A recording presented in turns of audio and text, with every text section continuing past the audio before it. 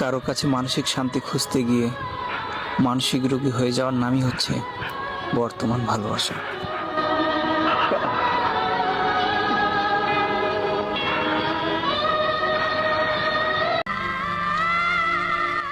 আপন মানুষ কষ্ট দিছে, প্রিয় মানুষটা বেইমানি করছে, তারপরে মনে দুঃখ নাই।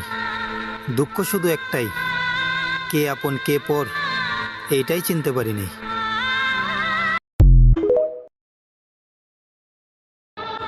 কারো কাছে মানসিক শান্তি খুঁজতে গিয়ে মানসিক রোগী হয়ে যাওয়ার নামই হচ্ছে বর্তমান ভালোবাসা।